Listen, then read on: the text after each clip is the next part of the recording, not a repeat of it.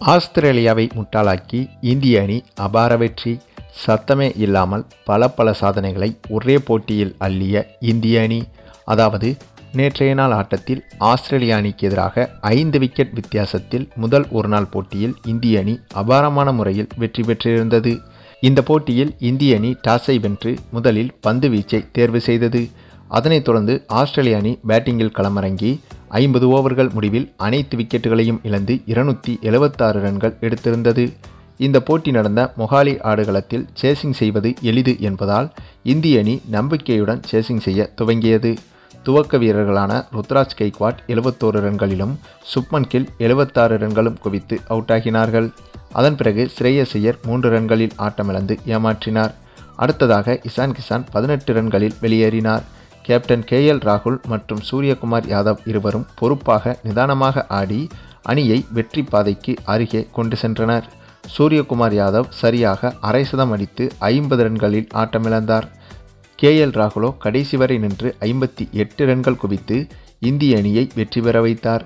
இந்திய அணி 5 விக்கெட் வித்தியாசத்தில் இந்த முதல் ஒருநாள் போட்டியில் ஆஸ்திரேலிய அணியை வீழ்த்தியுள்ளது. மேலும் சேசிங்கில் சிறப்பாக செயல்பட்டு கிடைத்த இந்த வெற்றி மூலம் இந்திய அணி 2008 செய்த ஒரு சாதனையை மீண்டும் செய்துள்ளது. அதாவது இந்திய அணி சேசிங் செய்து வெற்றி பெற்ற போட்டிகளில் 4 வீரர்கள் அரை சதம் அடிப்பது இது 3வது முறையாகும். முன்னதாக 2006 மற்றும் 2008 இங்கிலாந்து அணிக்கு எதிராக இந்திய அணியின் 4 வீரர்கள் 50 ரன்களுக்கு மேல் அடித்து சேசிங்கில் வெற்றியை தேடித்தந்துள்ளனர். அதன் பின்னர் சுமார் 15 ஆண்டுகளுக்கு பின்பு இப்போதுதான் ருத்ராஜ் கெய்க்வாட், சுப்மன் கில், KL ராகுல் மற்றும் சூரியகுமார் யாதவ் போன்ற 4வரும் அரை சதம் அடித்து இந்திய அணியை சேசிங்கில் வெற்றி பெற வைத்துள்ளனர். மேலும் 3வது முறையாக இந்திய அணி இந்த சாதனையை நிகழ்த்தியுள்ளது. இந்திய அணி பேட்டிங் சிறப்பாக இருப்பதையே இந்த சாதனை காட்டுகிறது. அது மட்டுமில்லாமல் கிரிக்கெட்டில் ஆஸ்திரேலிய அணியை வீழ்த்துவது என்பது மற்ற அணிகளுக்கு எப்போதுமே மிகப்பெரிய சவாலாக இருக்கும். ஆனால் அப்படிப்பட்ட அச்சுறுத்தக்கூடிய ஆஸ்திரேலிய அணியவே ஏதோ புள்ளப்பூச்சி அடிக்கிற மாதிரி சட்டுன்னு அடித்து பட்டுன்னு தூக்கி போட்டாங்க இந்திய அணி. அதுவும் எப்படி? கோலி, ரோஹித் சர்மா, பாண்டியா போன்ற முன்னணி வீரர்கள் இல்லாமலேயே இந்திய அணி இந்த போட்டியை வென்றுள்ளது.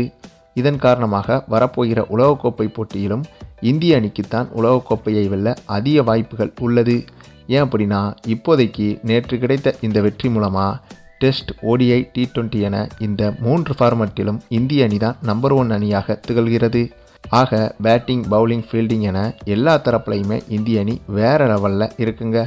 அதனால் வரப்போகிற உலகக்கோப்பை போட்டியில் நம்ம இந்திய அணி சாம்பியன் ஆவதை மற்ற அணிகளால் தடுக்கவே முடியாதுங்க.